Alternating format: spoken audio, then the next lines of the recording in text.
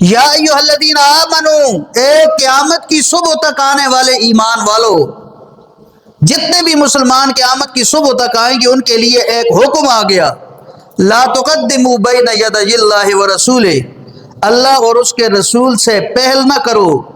اس کے ساتھ ساتھ علماء نے یہ مسئلہ یہاں سے نکالا کہ مجلس میں کوئی بڑا آدمی بیٹھا ہوا ہو تو چھوٹوں کو حق نہیں پہنچتا کہ وہ اس سے پہل کریں، اور پھر اسی پر بس نہیں، یہاں سینئر اور جونیئر کی بات آ گئی، سینئر اور جونیئر کی بات آ گئی، چل رہے ہیں پیدل، سینئر اور جونیئر پیدل چل رہے، جونیئر کے لیے یہ حکم آ گیا کہ وہ سینئر سے آگے نہ بڑھے۔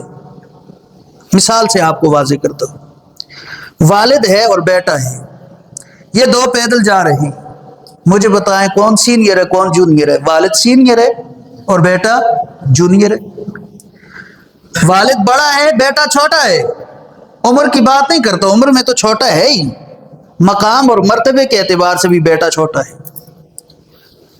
ایک اصول یہاں سے واضح ہو گیا، جب پیدل چل رہے ہوں تو بیٹا اپنے والد سے آگے نہ چلے، پہل نہ کرے چلنے میں، ان سے آگے بڑھ کے نہ چلے۔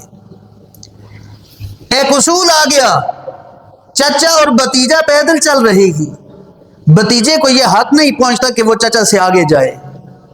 ایک اصول آ گیا، ماموں اور بانجا اکٹھے چل رہے ہی، بانجے کو یہ حق نہیں پہنچتا کہ وہ ماموں سے آگے جائے۔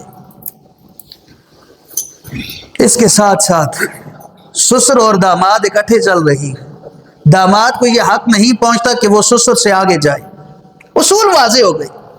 اللہ کریم علماء کرام کی قبر پر کروڑوں رحمت نازل فرمائے جنہوں نے ہماری آسانی کے لیے اصول نکال دیے،